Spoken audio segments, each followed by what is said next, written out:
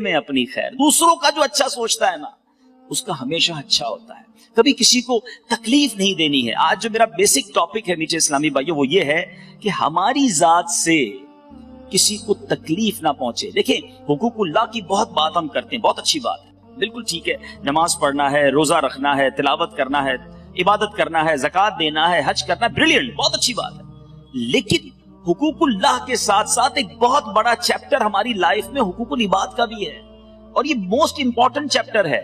کیونکہ روایتوں میں آتا ہے, علماء فرماتے ہیں جب کوئی اللہ کے حقوق پامال کرتا ہے نا, نماز نہیں پڑھتا, روزے نہیں رکھتا, گناہ کرتا ہے, اگر مرنے سے پہلے وہ سچی توبہ کر لے, اللہ کی رحمت سے امید ہے اللہ اپنے سارے حق اسے معاف فرما دے گا. لیکن اگر کسی نے کسی مسلمان کا دل دکھایا ہے, کسی کے ساتھ دھوکہ کیا ہے, کسی سے مال دبا لیا ہے, کسی پر ظلم کیا ہے, حقوق العباد اس نے ڈسٹرب کیے ہیں لوگوں کے, جب تک بندہ معاف نہیں کرے گا جب تک اللہ بھی معاف نہیں فرماتا. ذرا غور کیجئے کہ اس پر کتنی توجہ دینے کی ضرورت ہے. ایک بار نبی پاک علیہ الصلوۃ والسلام نے بڑی خوبصورت حدیث پاک, آج ہم کہتے ہیں نا یار بڑا اچھا آدمی ہے, یہ بہت سارو ماڑو ہے, اچھا اپنے بارے میں لوگ کہتے ہیں میں بہت اچھا آدمی ہوں. آج میں آپ کو حدیث پاک کے ذریعے سے بتاتا ہوں کہ کون اچھا ہے کون برا ہے. نبی پاک علیہ الصلوۃ والسلام نے فرمایا کیا میں تمہیں اچھے اور بروں کی خبر نہ دوں؟ میرے آقا خود فرماتے ہیں کہ اچھے کون ہیں اور برے کون ہیں. صحابہ کرام خاموش رہے. میرے آقا نے 3 بار سوال کیا. ایک شخص نے عرض کی یا رسول اللہ صلی اللہ علیہ وسلم, جی ہاں ہمیں اچھوں بھلوں اور بروں کی خبر عطا فرما دیجئے. اب غور سے سنیے گا, اب آپ خود چیک کر لیں, جتنے یہاں بیٹھے ہیں, جتنے بعد میں چینل پر دیکھیں گے, خود غور کر لیں کہ میں اچھا ہوں یا برا ہوں. نبی پاک فرماتے ہیں تمہارا بھلا وہ شخص ہے جس سے خیر کی امید کی جائے اور اس کے شر سے امن ہو. یعنی اس سے آپ کو جب کسی شخص سے شر کا خوف نہ ہونا, خیر ہی کی امید ہو, یار اس سے ہمیشہ اچھا ہی ہونا ہے, خیر ہی ملنی ہے, نہ لڑائی کرتا ہے, نہ گالیاں دیتا ہے, نہ جناب غصہ آئے گا. ہم کہتے ہیں بندہ بڑا اچھا ہے مگر غصہ مت دلانا ورنہ یہ اچھا نہیں رہے گا. پھر تو یہ اچھا نہیں ہے نا, جس سے خیر ہی کی امید ہو اور اس کے شر سے امن ہو. نبی پاک فرماتے ہیں, اور فرمایا تمہارا برا وہ ہے جس سے خیر کی امید نہ کی جائے اور اس کے شر سے امن نہ ہو. اب غور کریں کہ مجھ سے لوگ ڈرتے ہیں, مجھ سے لوگ تکلیف میں ہیں. دیکھیں ہم کبھی کبھی کہتے ہیں یار میری بڑی عزت کرتے ہیں لوگ. ایک عزت ہوتی ہے خوف سے, عزت نہیں کریں گے تو پھر اور ذلیل کر دے گا. نوکر جو ہمارے ہوتے ہیں, امپلائیز ہوتے ہیں, وہ کیوں عزت کرتے ہیں؟ بھائی نوکری کر رہے ہیں, ہمیں زیادہ عزت نہیں کریں گے تو سیلری نہیں ملے گی, بونس نہیں ملے گا. لیکن ہمارے جانے کے بعد کیا وہ ہماری عزت پیچھے سے کر رہے ہوتے ہیں؟ عزت وہ ہے جو آپ کے پیچھے بھی کی جائے. آپ کے سامنے اگر کوئی عزت کر رہا ہے تو ہو سکتا ہے وہ خوف سے کر رہا ہو. وقار عزت اس چیز کا نام ہے کہ ہم اس کے سامنے ہو نہ ہو, بندہ پیچھے سے بھی دل میں عزت رکھے کہ بڑا اچھا آدمی ہے. اب اپنے بارے میں مجھے اور آپ کو غور کرنا ہے کہ مجھ سے خیر کی امید کی جاتی ہے یا شر کی امید کی جاتی ہے. نبی پاک علیہ الصلوۃ والسلام کی ایک بڑی اہم حدیث پاک, اگر آج یہ آپ سب کو یاد ہو جائے نا, اور آج اس بیان کا سمجھ لیں مین آبجیکٹ یہی ہے. سرکار دو عالم صلی اللہ علیہ وسلم نے فرمایا من آذا مسلمن فقط آذانی ومن آذانی فقط آذ اللہ. مختصر حدیث ہے لیکن کمال بات فرما دی میرے آقا نے. فرمایا جس نے کسی مسلمان کو تکلیف دی اس نے مجھے تکلیف دی, اور جس نے مجھے تکلیف دی اس نے اللہ کو تکلیف دی. اب غور کر لیجئے. اچھا ہم کیا کرتے ہیں, ہم اپنوں کو تکلیف نہیں دے رہے ہوتے, جو ہمارے اسٹیٹس کا ہوتا ہے, ہمارا رشتہ دار ہوتا ہے, ان کا تو خیال رکھ لیتے ہیں. مگر عام مسلمانوں کے ساتھ ہمارا رویہ ایسا ہے, ہمارے غریب رشتہ داروں کے ساتھ, ہمارے امپلائیز کے ساتھ, جس کو ہم نہیں جانتے, بالکل نہیں جانتے, روڈ پہ مل گیا, تھوڑی سی ٹکر لگ گئی, تھوڑا سا ہاتھ لگ گیا, تھوڑا سا بھیڑ میں آ گیا, ہمارے آگے کسی نے گاڑی بڑھا دی, اب ہمارا ایٹیٹیوڈ کیا ہے؟ اس وقت ہم تکلیف دیتے ہیں یا اگنور کر دیتے ہیں کہ کوئی بات نہیں, مسلمان ہے. پورا مطلقاً نبی پاک نے فرمایا جس نے کسی مسلمان کو تکلیف دی. تو پھر اب غور کر لیجیے, ہم نے کسی مسلمان کو تکلیف نہیں دینی ہے, کیونکہ آگے یہ بات کدھر جا رہی ہے؟ مجھے تکلیف دی میرے آقا فرماتے, جس نے مجھے تکلیف دی اس نے اللہ کو تکلیف دی. ہم اس دنیا میں تکلیف پہنچانے نہیں آئے. اگر آج کسی پر ظلم کرتے ہوئے, کسی کو ناراض کرتے ہوئے, کسی کا دل توڑتے ہوئے آپ آگے جا رہے ہیں, ٹھیک ہے, دنیا میں کوئی کچھ نہیں کہہ سکتا. مگر آئیے میں آپ کو ایک اور روایت سناتا ہوں کہ قیامت کے دن کیا کچھ ہو سکتا ہے. میرے میٹھے اسلامی بھائیوں, ایک بار نبی پاک علیہ الصلوۃ والسلام نے فرمایا کیا تم جانتے ہو مفلس کون ہے؟ آج اگر میں آپ سے بھی سوال کر لوں کہ مفلس کون ہے, آپ کہیں گے جس کے پاس گھر نہیں ہے, جس کے پاس گاڑی نہیں ہے, جس کے پاس پیسے نہیں ہے, وہ مفلس ہے. صحابہ کرام علیہ رضوان نے بھی کچھ ایسا ہی جواب دیا کہ جس کے پاس درہم و دینار سامان نہیں ہوگا وہ مفلس ہے. میرے آقا علیہ الصلوۃ والسلام نے فرمایا نہیں، سنو حدیث کا خلاصہ ہے، میری امت میں مفلس وہ ہے جو قیامت کے دن نماز، روزے اور زکوٰۃ لے کر آیا۔ نماز بھی پڑھی ہوگی، بہت سارے میرے بھائی یہاں بیٹھے ہیں جو ماشاءاللہ نمازی ہیں، میں کئیوں کو جانتا ہوں، روزے بھی پورے رکھ رہے ہوں گے، زکوٰۃ بھی دے رہے ہیں، کئی حج اور کئی عمرے بھی آپ نے کیے ہوں گے۔ سنو، آقا ڈیفائن کر رہے ہیں کہ مفلس وہ ہے جو قیامت کے دن روزے بھی لے کر آئے گا، نماز بھی لے کر آئے گا، زکوٰۃ بھی لے کر آئے گا۔ پھر مفلس کیوں ہے بھائی؟ سنیے، مگر حال یہ ہوگا کہ کسی کو گالی دی ہوگی، کسی پر تہمت لگائی، اس کا مال کھایا، اس کا خون بہایا، اسے مارا، اس کی اب کیا ہوگا؟ اب اس کی نیکیوں میں سے مظلوم کو نیکیاں دینی جائیں گی، اور پھر کچھ اس مظلوم کو، پھر اس مظلوم کو، پھر جس کے ذمے جو حقوق تھے جب یہ دیتا جائے گا نیکیاں ختم ہو جائیں گی، مظلوم زیادہ ہوں گے، تو اب مظلوموں کے گناہ اس کے سر پر ڈالے جائیں گے اور پھر اس شخص کو آگ میں پھینک دیا جائے گا۔ یعنی اس کے اپنے گناہ نہیں ہوں گے، بظاہر اس کے بعد نیکیاں ہوں گی، لیکن چونکہ اس نے دل آزاریاں، ظلم اور لوگوں کے حقوق تلف کیے ہوں گے، قیامت کے دن یہ سب دینا پڑ جائے گا۔ میٹھے میٹھے اسلامی بھائیوں، خدا را اس بات کو ریئلائز کیجئے۔ اچھا، اب میں چند ایگزامپلز دوں گا، کیونکہ جب بیان اس طرح کرتا ہوں تو بعض اوقات ذہن میں خیال آتا ہے یار یہ بات تو بالکل ٹھیک کر رہے ہیں، کسی کو تکلیف نہیں دینی چاہیے، لیکن میں تو کسی کو تکلیف نہیں دیتا۔ ہم بعض اوقات یہ سمجھ رہے ہوتے کہ میں تو کسی کو تکلیف نہیں دیتا، میں تو بڑا اچھا انسان ہوں۔ تو اب میں چند ایگزامپلز اپنے بیان میں دوں گا، غور سے سنیں گے کہ کیا کہیں اس انداز سے تو میں تکلیف نہیں دیتا۔ یاد رکھیے، ہمارے معاشرے میں کسی کو گھور کر دیکھا جانا، غصے سے دیکھا جانا، یہ کوئی نارمل سی بات لگتی ہے کہ ٹھیک ہے تو نارمل ہے۔ سنیے، نبی پاک علیہ الصلوۃ والسلام نے فرمایا جو اپنے بھائی کی طرف ڈرانے والی نظروں سے گھورے، اللہ تعالیٰ اسے قیامت کے دن ڈرائے گا۔ آج گھورتے ہیں، آج یعنی آنکھوں سے بھی تکلیف نہیں پہنچانی، ہاتھ تو بڑی دور کی بات ہے، زبان تو دور کی بات ہے، کسی کو اس نظروں سے نہ دیکھو جس سے وہ سہم جائے، جس سے وہ ڈر جائے، جس سے وہ خوف زدہ ہو جائے۔ میرے آقا علیہ الصلوۃ والسلام نے ایک جگہ پر ارشاد فرمایا، مسلمان کے لیے جائز نہیں کہ دوسرے مسلمان کی طرف آنکھ سے اس طرح اشارہ کرے جس سے اسے تکلیف پہنچے۔ اب اسی سے ریئلائز کر لیجئے، جب آنکھ سے تکلیف پہنچانا جائز نہیں ہے تو ہاتھ سے تکلیف پہنچانا، زبان سے تکلیف پہنچانا، یہ کتنا برا ہوگا۔ اچھا، اب گھورنا نہیں ہے، ایک اور بڑا عجیب و غریب انداز، ہم کسی کے گھر مہمان جاتے ہیں، وہاں جا کے تکلیف کا باعث بن جاتے ہیں۔ کیوں؟ مثال کے طور پہ کسی کے گھر گئے، بہت اچھی بات ہے، جانا چاہیے، اگر میزبان بلاتا ہے تو جانا چاہیے، لیکن زبردستی کا مہمان نہیں بننا چاہیے۔ تکلیف کیا ہوتی ہے؟ کسی کے گھر بغیر بتائے چلے گئے، پہلے بتانا چاہیے۔ اب آپ پہنچے، پہلے سے اس کے گھر پہ کوئی مہمان ہے، یا وہ خود بیچارہ کسی اور کام میں مصروف ہے، اب مروت میں منع تو نہیں کرے گا، آئیے آئیے گھر میں آئیے۔ کبھی کبھی ہوتا بھی ہے، گھر میں جاتے پہلے سے ہی کچھ لوگ بیٹھے ہوتے ہیں، اچھا اس کے گھر میں کچھ انتظام نہیں ہے، وہ اپنی کسی مصروفیت میں، اس کو کہیں باہر جانا ہے، آپ گئے مہمان بن کر، مگر اس کے لیے تکلیف کا باعث بنے۔ اچھا یہ تو ہو گیا، چلیں آپ یہ کیا۔ اچھا مہمان نے بعض اوقات ہم کہتے ہیں نہیں یار میں ایسا نہیں کرتا، میں بغیر بلائے تو نہیں جاتا، بلاتے ہیں تبھی جاتا ہوں، لیکن جا کر کیا کرتے ہیں؟ کسی کے گھر میں گئے، یار اتنا بڑا تمہارا کاروبار ہے، ابھی تک اسی کالونی میں رہتے ہو، ابھی تک 500 گز کے بنگلے پہ ابھی تک بڑا گھر نہیں لیا تم نے، اچھا یار یہ ڈرائنگ روم کیسا بنایا ہے، یہ تو یہاں نہیں وہاں ہونا چاہیے تھا، یار کلر اسکیم تو دیکھ لیتے، یار یہ کون سا کلر کروا لیا تم نے، یہ صوفے اب پچھلی بار آیا تھا جب بھی وہی تھے آج بھی وہی ہیں۔ اور بندہ بولے یار میں نے مہمان بلایا، انسپیکٹر بلایا ہے، گھر میں جاتے ہی گھر کی خامیاں نکالنا شروع۔ اچھا اب کھانا لگ گیا تو کھانا لگتے ہی کھانے میں کیڑے نکالنا شروع، یار میں تو چکن کھاتا ہی نہیں ہوں، میں تو آج کل چاول نہیں کھا رہا۔ اب بندہ بولے یار پہلے بتا دیتے حضرت آپ کیا نہیں کھاتے، کیا کھاتے ہیں، لسٹ بھجوا دیتے میں وہی بنا لیتا۔ یہ سب تکلیف کا باعث چیزیں ہیں۔ مہمان کے لیے یہ اصول لکھا کتابوں میں کہ جب کسی کے گھر جائے تو جہاں وہ بٹھائے وہاں بیٹھ جائے، جو کھانا پیش کرے وہ کھا لے، نہیں سمجھ آتا نہ کھائے۔ سرکار دو عالم صلی اللہ علیہ وسلم کا بھی یہ طریقہ تھا کہ آپ کے سامنے جب کھانا لگایا جاتا کھانے میں کبھی عیب نہیں نکالتے تھے، بلکہ پسند آتا تو تناول فرماتے، نہ پسند آتا تو ہاتھ روک لیتے۔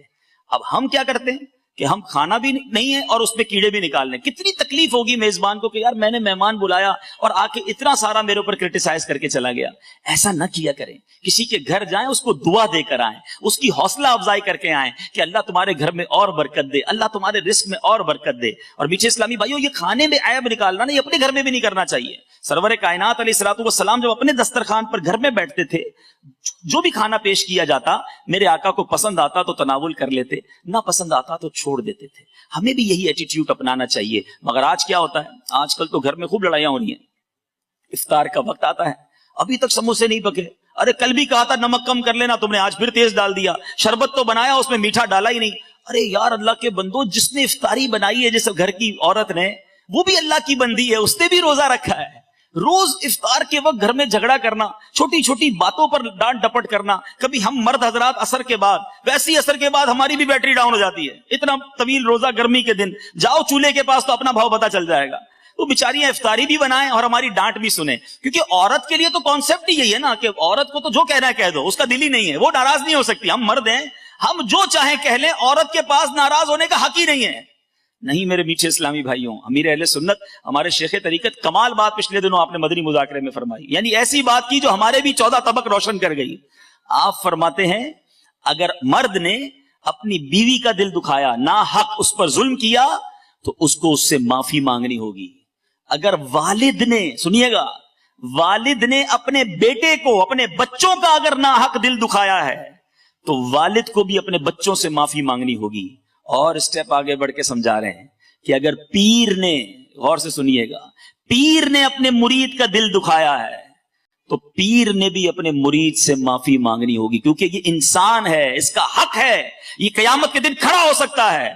और अब ये बात हो सकता है आपको अजीब लग रही हो कि यार पीर मुरीद से माफी मांगेगा, वालिद बच्चे से माफी मांगेगा। हमने तो कभी सोचा ही नहीं कि अपने बेटे को जो कहना कह दो, अपने बच्चे को जब जलील करना है सबके सामने कर दो, उसका तो दिल ही नहीं है ना, वो अपने दोस्तों के साथ है, सबके सामने उसको जो कहना है कह दो।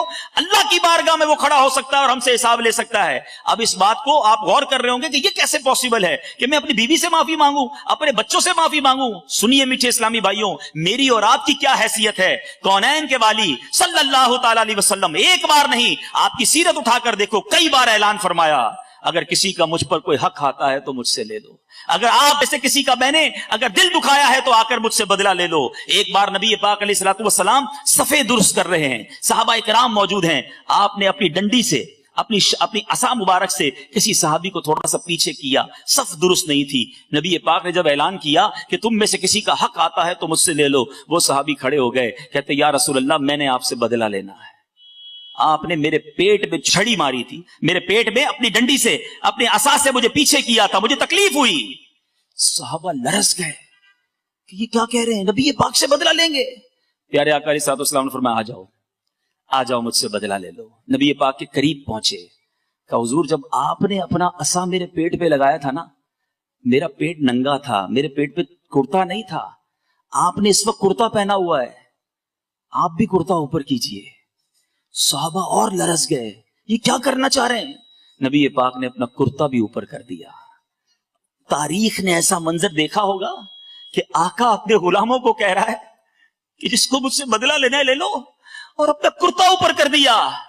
मगर देखो उस साहबी का कमाल, दौड़ते हुए गए और नबी पाक के जिस्म से लिपट गए, मेरे आका के जिस्म को चूमने लगे और कहने लगे, आका बदला नहीं लेना था, मेरी तमन्ना थी कि एक बार मरने से पहले मेरा जिस्म आपके जिस्म से टच हो जाए। मुझे पता है कि मेरे जिस्म ने अगर आपके जिस्म को छू लिया तो फिर से जहन्नम की आग नहीं जलाएगी। ये है मेरे आका की तालीमात। माफी मांगते थे यार, मेरे आका अपने गुलामों से कहते थे मुझसे बदला ले लो, और मैं हूं कि आज जिसका जो चाहे बेड़ा गर्क कर दूं। मेरा मुलाजिम है ना, क्या कर सकेगा मेरा। जरा सी गलती की मुंह से गालियां निकलती हैं, जरा सी गलती की उसको कहता जा नौकरी से तू फारिग है। अरे ठीक है, आज आपका कोई नहीं बिगाड़ सकता, मगर मेरे आका का ये फरमान याद रखना, मन आदा मुस्लिमन फकत आदानी वमन आदानी फकत आदल्लाह, कि जिसने किसी मुसलमान को तकलीफ दी उसने मुझे तकलीफ दी, और जिसने मुझे तकलीफ दी उसने अल्लाह को तकलीफ थी। तो है मेरे मीठे इस्लामी भाइयों, बात चली है खाने पर ऐब निकालने की। ना निकाला करो ऐब, न लड़ा करो अपने घर वालों से, सब्र कर लिया करो। एक बहुत गुनाहगार शख्स था, उसका इंतकाल हो गया। इंतकाल के बाद उसके दोस्तों ने उसे ख्वाब में देखा और कहा कि तुम्हारे साथ क्या मामला हुआ। कहने लगा अल्लाह ताला ने मेरी मगफिरत फरमा दी। लोग बड़े हैरान हुए, तू तो बड़ा गुनाहगार, तेरी मगफिरत कैसे हो गई। कहता गुनाहगार तो था, एक बार मेरी जौजा ने खाना बनाया और खाने में नमक बहुत ज्यादा डाल दिया, बड़ा गुस्सा आया, बड़ा गुस्सा आया कि अभी सजा दूं। ہو سکتا ہے یہاں بھی ایسے کوئی شیر ببر بیٹھے ہوں گے کہ جیسی کھانے میں کوئی گڑبڑ ہوتی ہوگی تو ہاتھ بھی اٹھا دیتے ہوں گے, پلیٹ بھی پھینک دیتے ہوں گے, کہتے ہیں میرا بھی بڑا غصہ ہے کہ بدلہ لے لوں. مگر دل ہی دل میں سوچا کہ آج میری بیوی نے ایک غلطی کی ہے, میں چلا بدلہ لینے. میں صبح سے شام اپنے رب کی بارگاہ میں کتنی کوتاہیاں کرتا ہوں, کتنی غلطیاں کرتا ہوں, وہ تو مجھ سے کوئی سزا نہیں دیتا, وہ تو مجھے چلا ہی جا رہا ہے, نبھائی جا رہا ہے. کہتا کچھ نہیں کہا, سنیے گا, زبان سے کچھ نہیں کہا, بس میں نے صبر کر لیا اور کھانا کھا لیا, اگنور کر دیا, دیٹس اٹ. اللہ دلوں کے حال جانتا. اس نے زبان سے کچھ نہیں کہا کہ میں نے تجھے معاف کیا, چل آج غلطی کی, آئندہ مت کرنا, آئندہ کرو گی تو پھر سزا دوں گا. نہیں, کوئی اترایا نہیں, کوئی جتلایا نہیں, کچھ بھی نہیں, دل ہی دل میں معاف کر دیا.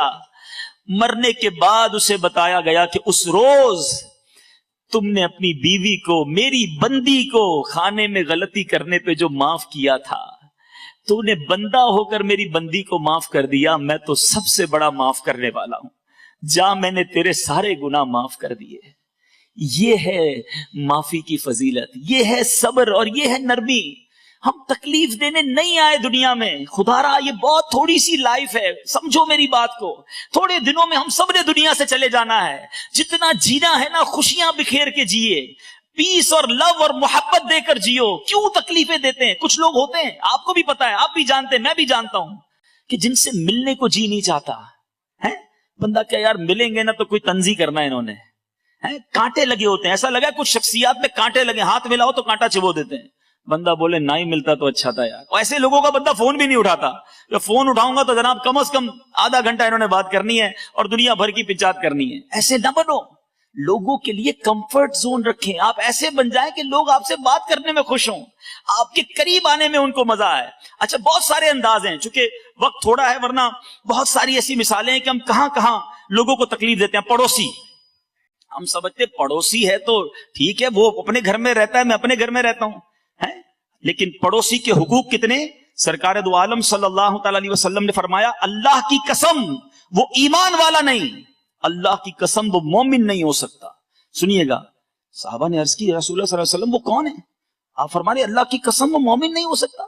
میرے آقا علیہ الصلوۃ والسلام نے فرمایا, جس کی برائیوں سے اس کا پڑوسی محفوظ نہ رہے وہ مومن ہی نہیں ہو سکتا. ہم کہتے ہیں بھائی میرا گھر ہے, اس کا گھر اس کا گھر ہے. بچہ ان کا غلطی کر جائے, ہم نے آستین چڑھا کے لڑائی کرنی شروع کر دینی ہے. اچھا, پڑوسیوں کو تکلیف کیسے دیتے ہیں؟ اپنا گھر دھویا, اب اس کے گھر کے آگے پانی پڑا ہوا ہے, اپنے گھر کا کچرا ادھر جا کے رکھ دیا, رات دیر سے, اب یہ بلڈنگوں میں جو رہتے ہیں بالخصوص, اب اوپر والا جناب رات کو ہی کاریگری کر رہا ہے, اپنے سارے فرنیچر کو رات کو ہی سیٹ کرنا ہے, نیچے والوں کی نیند برباد ہوتی ہے تو ہو جائے, ڈرل مشین سے سوراخ کر رہے ہوتے ہیں. تو خدا را سوچئے کہ آپ جاگ رہے ہیں, ساری بلڈنگ نہیں جاگ رہی ہے. اب آپ اپنے جو بنگلوں میں رہتے ہیں وہ اپنے پڑوسیوں کے بارے میں سوچ لیں کہ میں کہاں کہاں کسی کے لیے تکلیف کا باعث تو نہیں بنتا. اچھا, آپ کو کوئی تکلیف دے رہا ہے تو آپ نے کیا کرنا ہے؟ آپ نے صبر کرنا ہے. مجھے ایک بڑا پیارا واقعہ یاد آ گیا. ہمارے اسلاف کیسے تھے. سیدنا مالک بن دینار رضی اللہ تعالیٰ عنہ, آپ کا ایک پڑوسی یہودی تھا. آپ اللہ کے بڑے نیک بندے تھے, اس کو بڑی آپ سے جو ہے نا کس کو جیلسی تھی کہ یار یہ مسلمان اتنا بڑا عالم دین میرے برابر میں رہتا ہے. وہ ڈیلیبریٹلی, جان بوجھ کر اپنے گھر کی گندگی پرنالے کے ذریعے روزانہ آپ کے گھر میں پھینکتا. گندگی پرنالا سمجھ گئے نا آپ, جو بارش کے لیے ہوتا ہے, تو روز گندگی پھینکتا. سیدنا مالک بن دینار روز اسے پانی ڈال کے صاف کر لیتے. ایک دن, 2 دن, 4 دن, اس نے کبھی تو لڑائی کریں گے, کبھی تو جھگڑا ہوگا, کئی دن گزر گئے. اس نے آ کے دروازہ کھٹکھٹایا, کہا میں روز گندگی بھیجتا ہوں, آپ کو تکلیف نہیں ہوتی؟ کہتے ہیں تکلیف تو بڑی ہوتی ہے. آپ کو غصہ نہیں آتا؟ کہ میں نے نبی پاک علیہ الصلوۃ والسلام کا فرمان سنا ہے کہ غصہ پینے والے اللہ کو محبوب ہیں, میرے اللہ کو معاف کرنے والے پسند ہیں, میں پانی ڈال کے دھو دیتا ہوں اور صبر کر لیتا ہوں. وہ کہتا ہے حضرت اب بعد میں گھر کی گندگی صاف کیجئے گا, میرے دل کی گندگی کو صاف کیجئے, کلمہ پڑھ کر مسلمان ہو گیا.